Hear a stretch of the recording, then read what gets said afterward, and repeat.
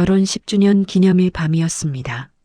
아내가 좋아하는 소고기 미역국을 끓이며 현관문만 바라보던 그 남자는 문이 열리는 순간 인생이 끝나버렸죠.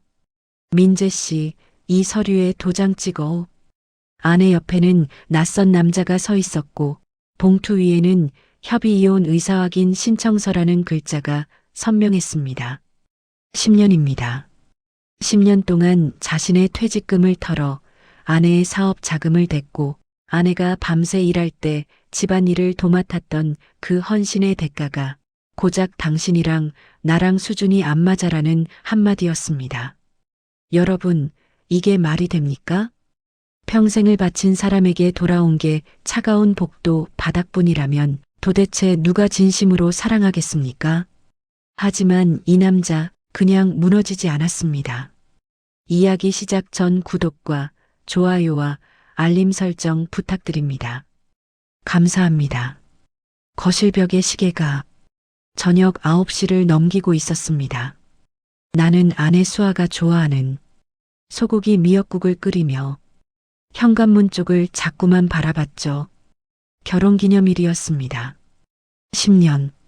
그 긴 세월 동안 나는 아내의 성공을 위해 내 모든 것을 바쳤습니다.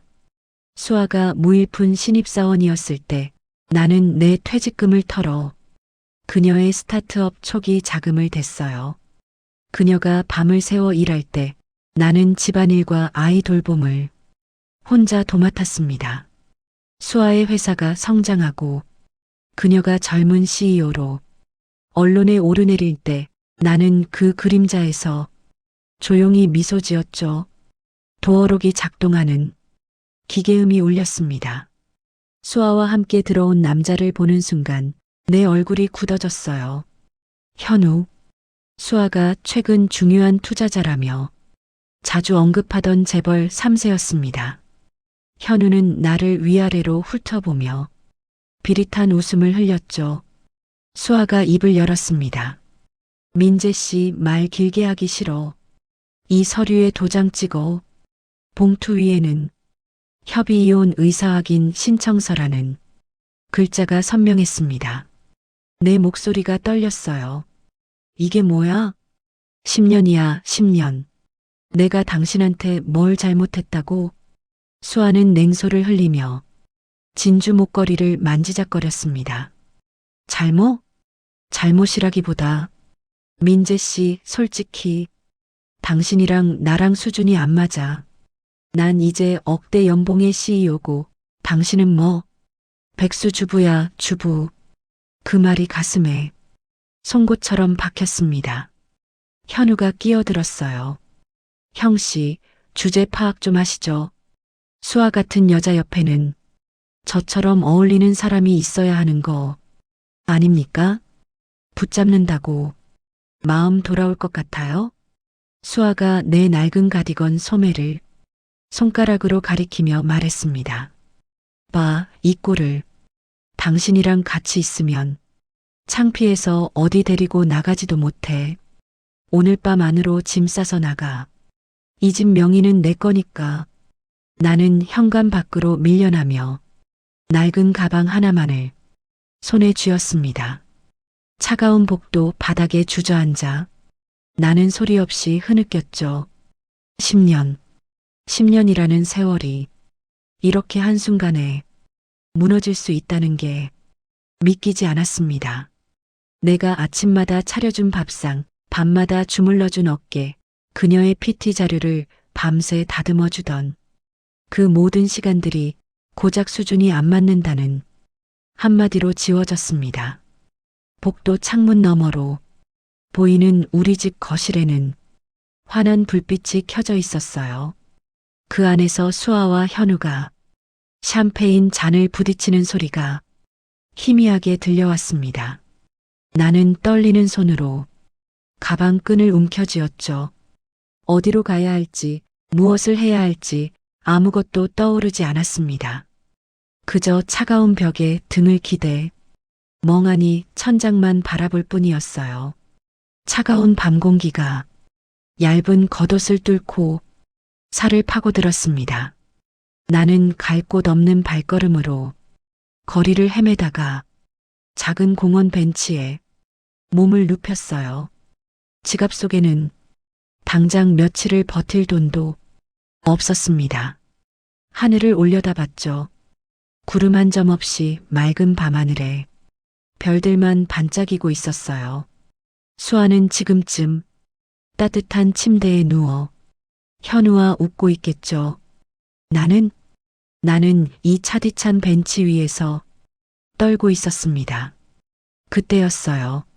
지갑을 뒤적이다 손가락 끝에 딱딱한 촉감이 닿았습니다. 지갑 깊숙한 안쪽에서 잊고 있었던 낡은 만년필 하나가 딸려 나왔죠. 5년 전 돌아가신 외할머니가 임종 직전에 내 손에 꼭 쥐어주셨던 그 만년필이었습니다. 그날이 떠올랐어요. 병실에 누워 계시던 할머니가 가늘게 떨리는 손으로 내 손을 잡으셨죠. 쟤야, 그년, 내 마누라 그년, 너무 믿지 마라. 사람이 돈 앞에선 장사 없는 법이다. 나는 그때 할머니 말씀을 노인의 기우라고 웃어넘겼습니다. 할머니, 수아는 그런 사람 아니에요. 절 누구보다 사랑하는 걸요. 할머니는 힘겹게 품속에서 만년필과 작은 가죽 수첩을 꺼내주셨어요. 이건 서울 변두리에 내가 남겨둔 작은 인쇄소의 열쇠란다. 혹시라도 비바람 피할 곳이 없거든. 거기로 가거라. 수첩에 중요한 것들이 적혀 있어. 그때는 무슨 말씀인지 이해하지 못했습니다. 하지만 지금 이 차가운 벤치 위에서 나는 그 의미를 절절히 깨달았죠. 벤치에서 일어나 수첩에 적힌 주소를 확인했습니다. 지하철 막차를 타고 한참을 달려 도착한 곳은 재개발 소문만 무성한 낡은 공업 지역이었어요. 좁은 골목길을 한참 올라가자 담쟁이 넝쿨이 뒤덮인 낡은 3층 건물이 나타났습니다. 녹슨 철문을 열고 들어간 나는 먼지 쌓인 인쇄기들과 창고에 빽빽이 쌓인 상자들을 발견했죠. 상자를 열어본 순간 나는 숨을 멈췄습니다. 그 안에는 희귀 초판본 서적들이 가득했어요. 그것도 세계적으로 몇 권 남지 않은 고서적들이었습니다. 그리고 그 밑에는 외할머니가 생전에 개발하셨던 디지털 폰트 기술이 원천 특허 서류들이 있었어요. 손이 떨렸습니다. 수첩의 마지막 페이지에는 할머니의 글씨가 적혀 있었죠. 쟤야, 내가 이 글을 읽고 있다면 아마 가장 힘든 순간이겠지. 이건 할머니가 평생 모은 것들이란다. 세상이 널 버려도 이것들이 널 일으켜 세워줄 거야. 다시 일어나거라. 할머니는 내가 누구보다 강한 아이라는 걸 알고 있다. 나는 바닥에 주저앉아 외할머니의 이름을 부르며 한참을 울었습니다. 울음이 멈추자 이상하게도 마음이 차분해졌어요. 먼지 쌓인 거울 앞에 서서 내 얼굴을 똑바로 마주 보았습니다. 눈은 충혈되어 있었고 뺨은 헬쑥했지만 눈빛만큼은 예전과 달랐죠. 할머니, 저 이제 바보처럼 살지 않을게요. 저를 짓밟은 사람들이 평생 후회하게 만들어줄 거예요. 창밖으로 동이 터오며 어둠을 몰아내고 있었습니다. 낡은 건물을 비추는 아침 햇살은 마치 내 새로운 시작을 축복하는 듯 했어요. 나는 더 이상 그 누구에게도 짓밟히지 않을 새로운 사람으로 태어나기로 결심했습니다. 나는 가장 먼저 희귀 서적 중 몇 권을 전문 경매에 내놓았습니다. 그 금액은 예상보다 훨씬 거대했어요. 하지만 나는 돈을 허투루 쓰지 않았습니다. 외할머니의 디지털 폰트 특허를 기반으로 AI 기반 창작 도구 플랫폼을 구상하기 시작했죠.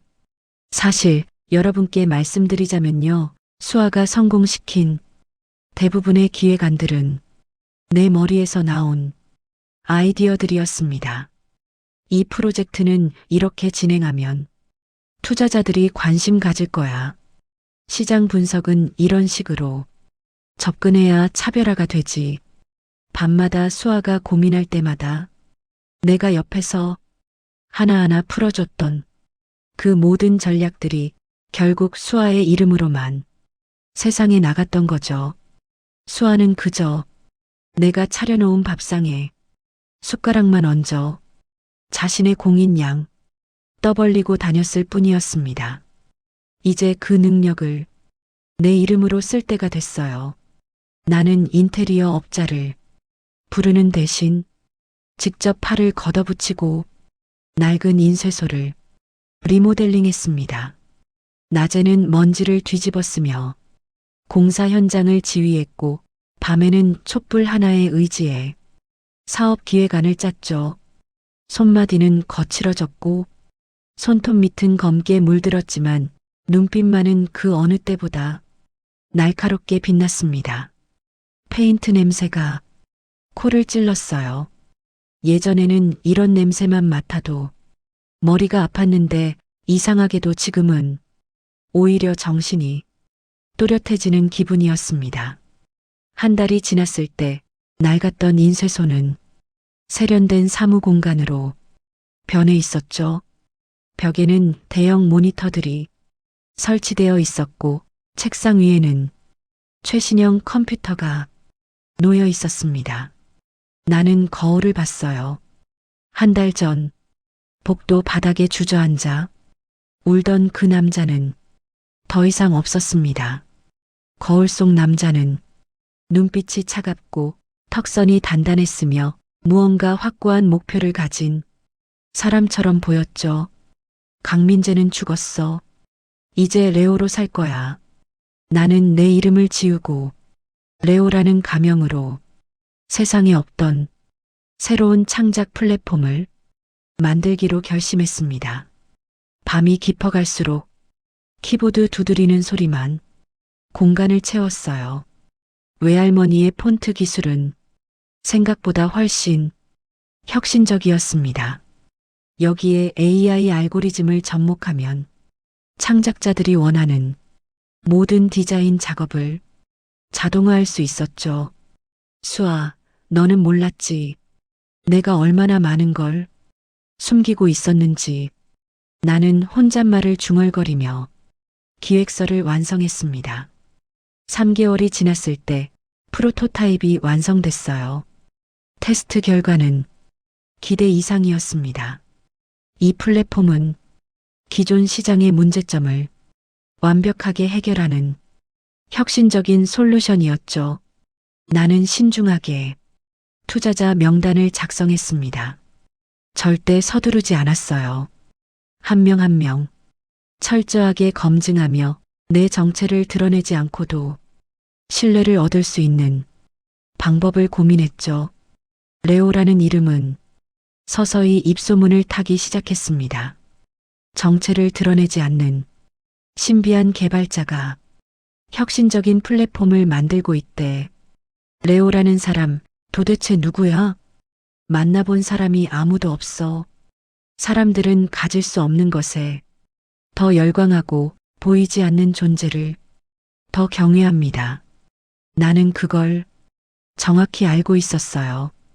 어느 날 밤 나는 옥상에 올라가 도시의 불빛을 바라봤습니다. 저 멀리 수아가 사는 동네의 불빛이 보였죠. 조금만 기다려, 수아. 내가 나를 짓밟던 그 순간을 평생 후회하게 만들어줄 테니까. 바람이 불어왔어요. 차가웠지만 상쾌했습니다. 나는 더 이상 누군가의 그림자가 아니었어요. 이제 나는 내 이름으로, 내 힘으로 세상에 서게 될 사람이었습니다. 같은 시각 수아의 펜트하우스는 매일 밤 화려한 파티가 열리고 있었습니다. 현우는 수아의 곁에서 고가의 샴페인을 터뜨리며 승리감에 취해 있었죠. 민재 그 남자는 지금쯤 어디고 시원해서 라면이나 끓여 먹고 있겠지? 수아가 현우의 품에 안기며 맞장구 쳤습니다. 당연하지. 기술도 없고 학벌도 없는 남자가 할 수 있는 게 뭐가 있겠어? 아마 조만간 무릎 꿇고 다시 받아달라고 빌러올걸. 두 사람은 비열한 웃음소리를 거실 가득 채웠어요. 하지만 그들은 알지 못했습니다. 자신들이 발을 딛고 있는 이 화려한 성공이 사실은 내 헌신과 희생으로 쌓아 올린 모래성이었다는 걸요. 여러분, 이게 참 기가 막힌 일 아닙니까? 10년을 바쳐 상대의 성공을 만들어줬는데 그 사람은 그걸 모르고 자기 힘인 줄 아는 거죠. 한편 나는 그들이 나를 조롱하던 바로 그 시간에 내 플랫폼을 완성해 가고 있었습니다. 6개월이 흘렀어요. 레오 크리에이티브는 IT 업계에서 본격적으로 화제가 되기 시작했죠. 간판도 달지 않은 이 비밀스러운 서비스는 입소문을 타고 실리콘밸리의 투자자들 사이에서 반드시 주목해야 할 스타트업으로 언급되기 시작했습니다. 나는 철저하게 베일에 쌓인 채 레오라는 가명으로만 소통했어요. 신비주의 전략을 고수했습니다. 정식 론칭도 하기 전에 이미 수천억 원의 가치로 평가받고 있었죠. 투자 제안 메일이 하루에도 수십 통씩 쏟아져 들어왔습니다. 레오 대표님, 꼭 한번 만나 뵙고 싶습니다. 당신의 플랫폼에 투자할 기회를 주십시오. 나는 그 메일들을 보며 차가운 미소를 지었어요. 아직은 아니야. 때가 되면 내가 직접 찾아가 줄게. 반면 수아의 회사는 조금씩 균열이 가기 시작했습니다. 내 조언 없이 독단적으로 진행한 신규 프로젝트들이 잇따라 실패하며 자금줄이 막히고 있었죠. 어느 날 나는 우연히 업계 뉴스를 보게 됐어요. 테크 CEO 박수와 신규 프로젝트 연이은 실패로 투자자들 신뢰 잃어 기사를 읽는데 묘한 감정이 들었습니다. 복수심? 아니었어요. 오히려 허무했죠. 이렇게 쉽게 무너질 성공이었다니. 결국 내가 없으면 아무것도 할 수 없었던 사람이었구나. 수아는 신문 기사를 읽다가 레오 크리에이티브라는 회사의 눈길이 멈췄을 거예요. 이 회사 대표가 누군지도 모르면서 이렇게 떠들썩하다니.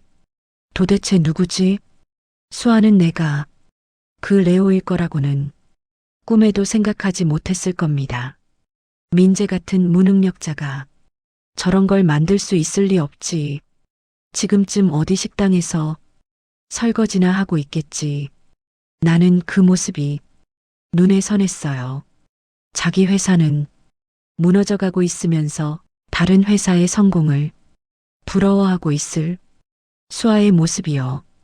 어느 날 저녁 나는 수아의 회사 건물 맞은편 카페에 앉아 있었습니다. 창문 너머로 불이 꺼지지 않은 수아의 사무실이 보였어요.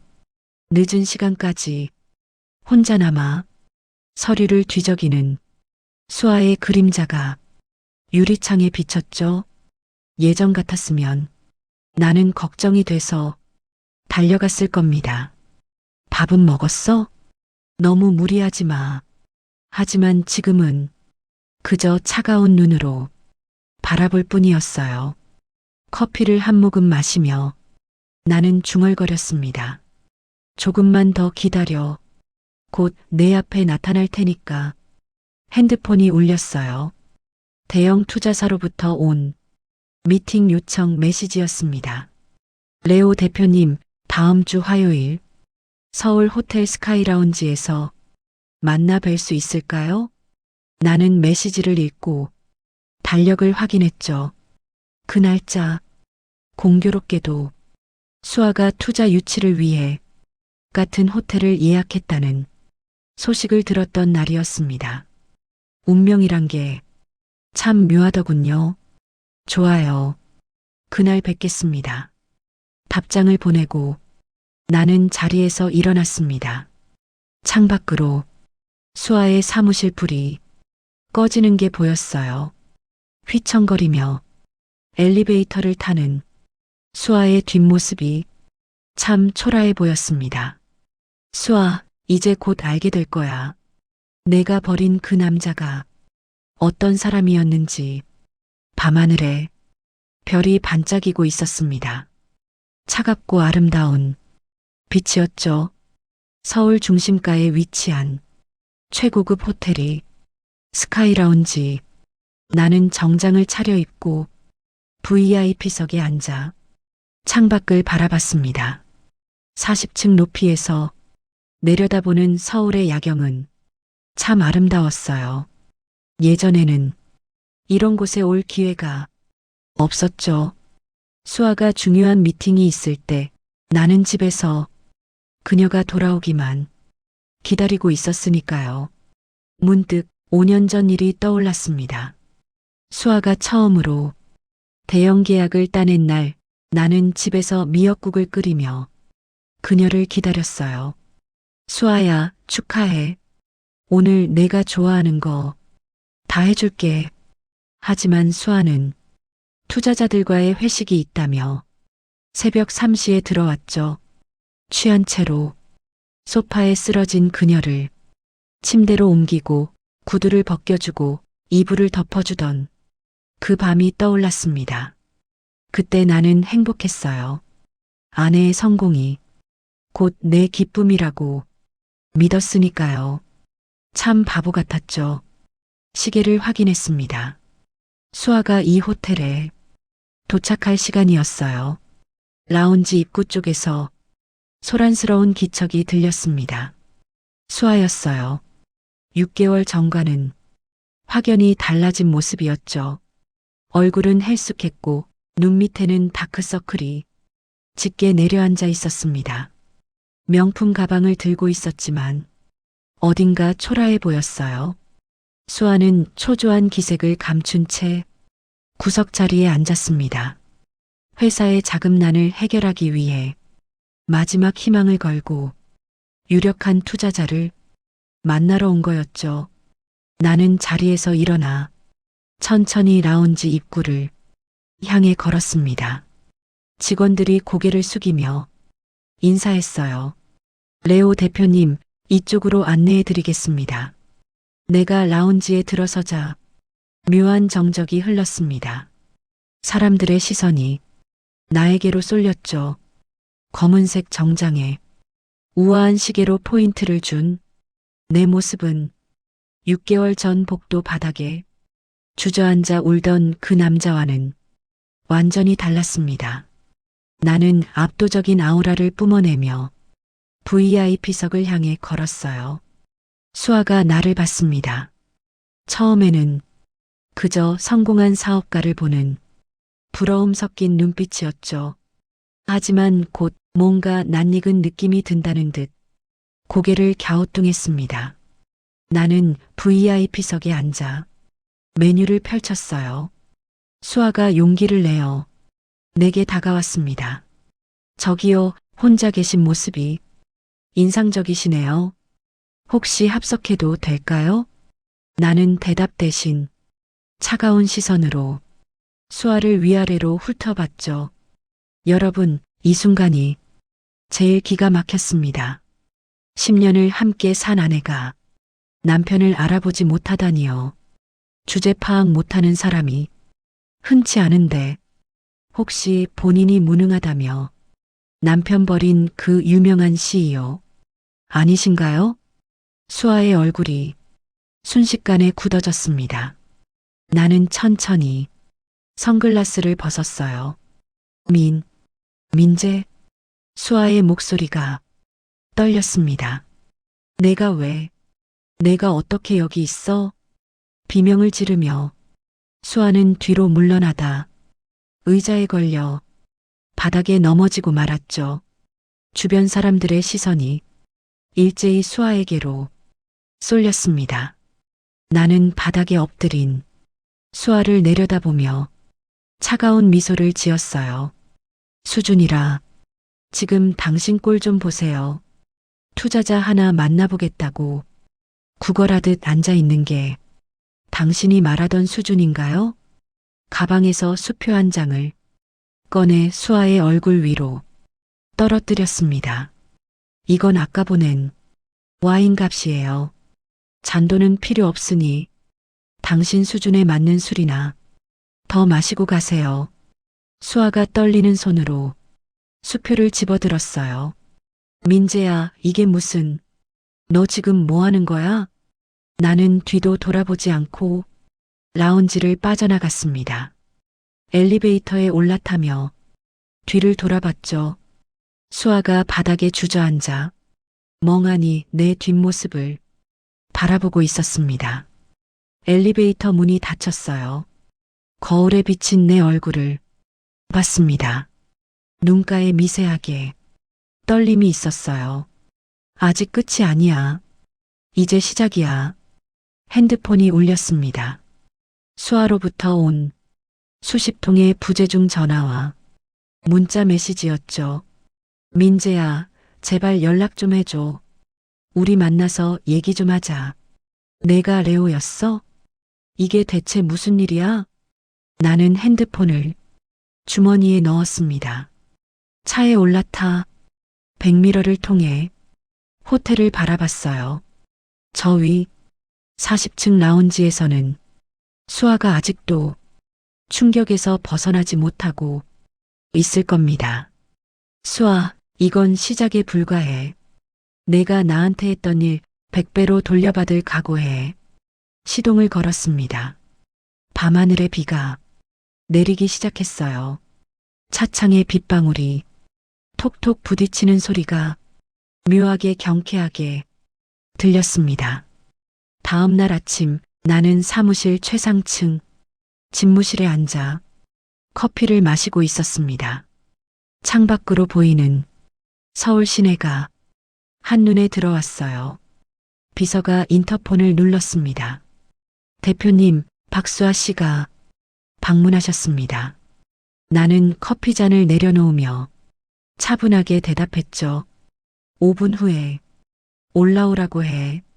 수아가 올 거라는 건 알고 있었어요. 어젯밤 호텔에서의 충격이 가시지 않았을 텐데 그럼에도 찾아온다는 건 정말로 절박하다는 뜻이었죠. 5분이 지났습니다. 전용 엘리베이터 문이 열리는 소리가 들렸어요. 수아의 발소리가 복도를 따라 가까워졌습니다. 문이 열렸죠.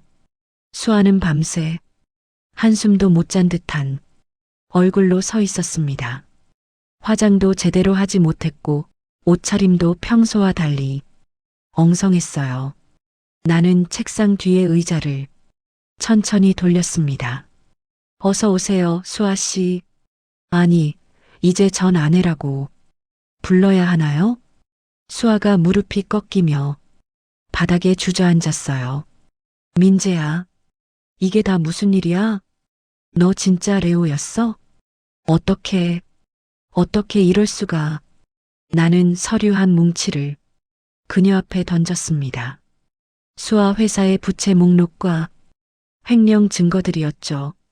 당신 회사, 내가 오늘 인수합병합니다. 아니, 정확히는 청산이죠. 서류를 집어든 수아의 손이 파들파들 떨렸어요. 이건 어떻게 이걸 가지고 있어? 나는 냉정하게 대답했습니다. 당신 회사 재무팀장 기억하시죠? 6개월 전 당신이 해고한 그 사람, 실은 내가 심어둔 사람이었어요. 수아의 얼굴이 새하얗게 변했습니다. 뭐라고? 문득 1년 전 일이 떠올랐어요. 수아가 새로 뽑은 재무팀장을 소개하며 자랑스럽게 말하던 그날. 민재야, 이번에 온 사람. 정말 능력자야. 내가 직접 스카우트했어. 나는 옆에서 웃으며 고개를 끄덕였죠. 그래, 잘 됐네. 회사 일 잘 풀리길 바랄게. 하지만 사실 그 재무팀장은 내가 일부러 수아 회사에 지원하게 만든 내 대학 선배였습니다. 1년 내내 수아 회사의 모든 정보를 내게 보고했죠. 여러분, 복수라는 게 이런 겁니다. 한순간에 터뜨리는 게 아니라 오랜 시간 공들여 준비하는 거예요. 수아가 발버둥쳤습니다. 민재, 제발. 우리 10년이잖아. 한 번만 봐줘. 내가 잘못했어. 나는 차갑게 말했어요. 10년? 그동안 내 덕에 호강했으면 고마운 줄 알아야지. 근데 수아 씨, 이제 당신이랑 나랑은 수준이 너무 안 맞아서 대화하기가 힘드네요. 수아가 내게 했던 바로 그 말이었습니다. 수아의 눈에서 눈물이 쏟아졌어요. 미안해, 정말 미안해. 내가 미쳤었어. 현우한테 홀려서 정신이 없었어. 제발 한 번만. 그때 인터폰이 울렸습니다. 대표님, 경찰이 현우 씨를 체포했다는 연락이 왔습니다. 수아가 고개를 들었어요. 현우를? 왜? 나는 또 다른 서류를 그녀 앞에 던졌습니다. 현우의 전과 기록과 사기 이력이 적힌 문서들이었죠. 당신이 재벌 3세라고 믿었던 그 남자, 사실은 결혼 사기꾼이었어요. 전국을 돌아다니며 성공한 여성들에게 접근해서 돈을 뜯어내던 사기꾼이었죠. 수아가 서류를 읽으며 온몸이 떨렸습니다. 아, 아니야. 이게 무슨... 나는 계속 말했어요. 나를 쫓아낸 그날부터 현우에 대한 조사를 시작했어요. 사립탐정을 고용해서 그의 모든 과거를 샅샅이 뒤졌죠. 재벌 3세는 개뿔, 비투성이 사기꾼이었어요. 당신 회사 돈으로 도박 빚 갚았더군요. 수아가 바닥에 완전히 쓰러졌습니다. 으윽, 신음소리가 입 밖으로 새어나왔어요. 나는 자리에서 일어나 창가로 걸어갔습니다. 수아 씨, 당신은 내가 무능하다고 했죠. 하지만 진짜 무능한 건 누구였을까요? 뒤돌아보니 수아가 바닥에서 몸을 웅크리고 울고 있었습니다. 한때는 저 사람을 사랑했었죠. 저 사람의 웃음소리가 세상에서 제일 아름답다고 생각했었습니다. 하지만 지금은 아무 감정도 들지 않았어요. 그저 차가운 마음뿐이었습니다. 오늘 저녁 6시까지 회사 청산 서류에 사인하세요. 그리고 횡령건은 검찰에 고발하겠습니다. 당신이 선택할 수 있는 건 아무것도 없어요. 수아가 떨리는 목소리로 물었습니다. 민재야, 정말 나한테 이럴 거야? 우리 사이가 정말 이렇게 끝나는 거야? 나는 고개를 돌렸어요.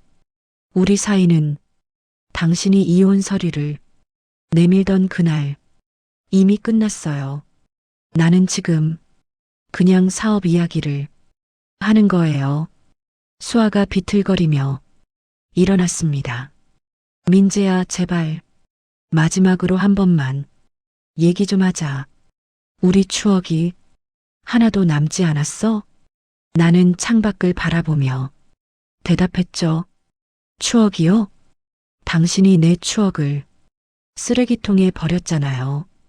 이제 와서 추억을 말하지 마세요. 수아가 문을 향해 비틀거리며 걸어갔습니다. 문 앞에서 멈춰 서더니 돌아봤어요. 민재야, 나 정말 미안해. 나는 대답하지 않았습니다. 문이 닫혔어요. 혼자 남은 집무실은 고요했습니다. 나는 다시 의자에 앉아 수아가 떨어뜨린 서류를 바라봤죠. 가슴 한켠이 묘하게 저릿했습니다. 복수는 달콤하다고들. 하지만 실제로는 씁쓸하더군요. 하지만 나는 멈출 수 없었어요. 이미 너무 멀리 와버렸으니까요. 비서가 들어왔습니다. 대표님, 검찰청에 제출할 고발장 준비됐습니다. 나는 고개를 끄덕였어요. 좋아요. 오늘 오후에 바로 제출하세요. 네, 알겠습니다.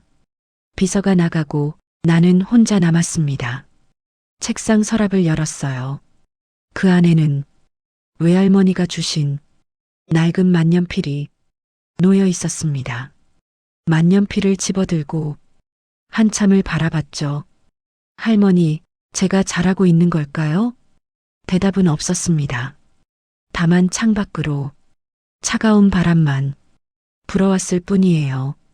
밤이 되었습니다. 나는 집으로 돌아가는 대신 사무실에 남아 도시의 불빛을 바라봤어요. 핸드폰이 울렸습니다. 뉴스 알림이었죠.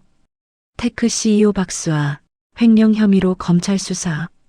재벌 3세 사칭한 현우 사기 혐의로 구속. 기사를 읽는데 가슴이 답답했습니다. 이게 내가 원하던 복수였나요? 상대를 완전히 무너뜨리는 게 정말 내가 바라던 거였나요? 잘 모르겠더군요. 다만 한 가지 확실한 건 이제 돌이킬 수 없다는 사실이었습니다.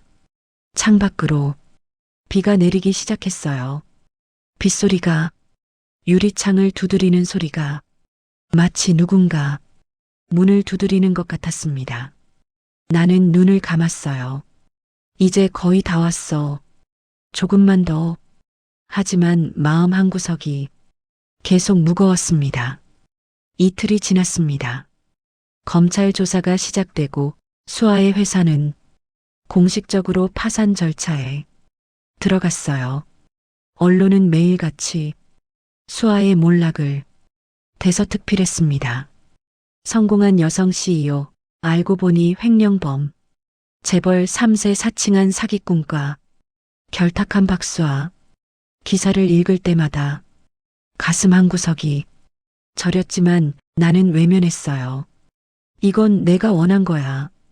흔들리지 마. 그날 밤 비가 내리기 시작했습니다. 나는 외곽에 마련한 작은 저택에서 책을 읽고 있었죠. 인터폰이 울렸어요. CCTV를 확인하니 철문 앞에 누군가 서 있었습니다. 수아였어요. 비에 흠뻑 젖은 채로 서 있더군요. 나는 한참을 화면만 바라봤습니다. 가슴이 쿵쿵 뛰었어요. 그냥 무시해. 저 사람은 이미 내 인생에서 지워진 사람이야. 하지만 발걸음은 현관문을 향하고 있었습니다. 문을 열었어요. 수아가 철문 앞에 무릎을 꿇고 앉아 있었습니다. 머리카락에서 빗물이 뚝뚝 떨어지고 온몸이 떨리고 있었죠. 민재야. 떨리는 목소리로 내 이름을 불렀습니다. 민재야, 제발 문 좀 열어줘. 나는 따뜻한 조명이 비치는 거실을 배경으로 당당하게 서서 그녀를 내려다봤어요. 왜 왔어요? 냉정한 목소리가 내 입에서 나왔습니다. 수아가 눈물을 쏟으며 애원했어요. 민재야, 내가 잘못했어. 정말 잘못했어. 현우한테 홀려서 제정신이 아니었나 봐. 한 번만 기회를 줘. 다시 시작할 수 있잖아. 우리 10년을 같이 살았잖아. 10년. 그 말이 귓가에 맴돌았습니다. 맞아요. 10년을 같이 살았죠. 그 10년 동안 나는 수아를 위해 내 모든 걸 바쳤어요. 새벽 5시에 일어나 도시락을 싸주고 밤늦게 돌아오는 그녀를 위해 따뜻한 물을 받아주고 힘들어할 때마다 등을 두드리며 위로해주던 그 시간들. 하지만 수아는 그 10년을 단 한마디로 지웠죠. 당신이랑 나랑 수준이 안 맞아. 나는 주머니에서 10,000원짜리 지폐 몇 장을 꺼냈습니다. 철문 사이로 수아의 주머니에 넣어줬어요. 이건 당신이 날 내쫓던 날 던졌던 그 동정심에 대한 보답이에요. 가서 당신 수준에 맞는 컵라면이나 사 먹어요. 수아의 얼굴이 일그러졌습니다. 민재야, 그렇게까지 할 거야? 나 정말 죽을 것 같아. 회사도 망했고 현우는 사기꾼이었고 이제 검찰 조사까지 받고 있어. 제발, 제발 좀 손을 뻗어. 철문을 붙잡았어요. 하지만 나는 한 걸음 뒤로 물러섰습니다. 수아 씨, 당신이 나한테 했던 말 기억나요? 오늘 밤 안으로 짐 싸서 나가. 나도 똑같은 말 해주고 싶네요. 오늘 밤 안으로 여기서 떠나세요. 돌아서서 현관문을 향해 걸었습니다. 뒤에서 수아의 비명 같은 목소리가 들려왔어요. 민재야, 민재야, 제발, 제발. 철문을 붙잡고 미친 듯이 흔드는 소리가 들렸습니다. 쾅쾅쾅. 철문을 두드리는 소리가 밤 공기를 갈랐어요. 나는 거실 소파에 주저앉았습니다. 손이 떨렸어요. 가슴이 너무 아팠습니다. 이게 내가 원하던 거야. 흔들리지 마. 스스로에게 계속 말했지만 눈물이 흘러내렸습니다.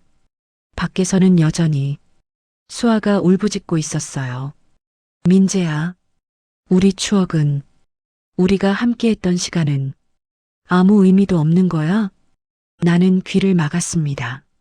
하지만 그 목소리는 계속 들려왔죠. 1시간이 지났을까요? 밖이 조용해졌습니다. CCTV를 확인했어요.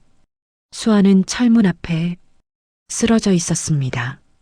비를 맞으며 의식을 잃은 듯 미동도 하지 않았죠. 나는 벌떡 일어났습니다. 안 돼. 현관문을 열려다 멈췄어요. 아니야. 저 사람이 나한테 했던 걸 생각해. 저 사람은 나를 쓰레기 취급했어. 하지만 발걸음은 현관을 향하고 있었습니다. 그때 수아가 움직였어요. 천천히 일어나 비틀거리며 걸어가더니 어둠 속으로 사라졌습니다. 나는 그 뒷모습을 CCTV로 지켜봤어요. 가슴이 찢어지는 것 같았습니다. 이제 정말 끝이야. 우리 사이는 이제 정말. 소파에 다시 앉았습니다. 온몸에 힘이 빠졌어요. 복수는 성공했습니다. 수아는 완전히 무너졌죠. 하지만 왜일까요? 전혀 시원하지 않았습니다. 오히려 가슴만 더 아팠어요. 창밖으로 비가 계속 내렸습니다. 천둥 소리가 먼 곳에서 들려왔죠. 나는 외할머니가 주신 만년필을 꺼내 한참을 바라봤습니다. 할머니, 제가 잘한 걸까요? 이게 정말 제가 원하던 건가요? 대답은 없었습니다. 다만 빗소리만 창문을 두드릴 뿐이었어요.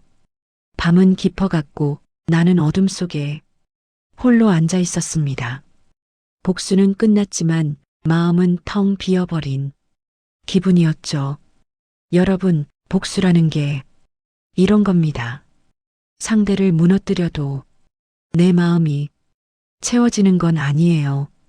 오히려 더 공허해질 뿐이죠. 하지만 이미 돌이킬 수 없었습니다. 3개월이 흘렀습니다. 수아는 횡령 혐의로 징역 3년을 선고받았고 현우는 사기 혐의로 징역 5년의 중형을 받았어요. 나는 그 소식을 뉴스로 접했습니다. 법정에서 나오는 수아의 모습이 화면에 비쳤죠.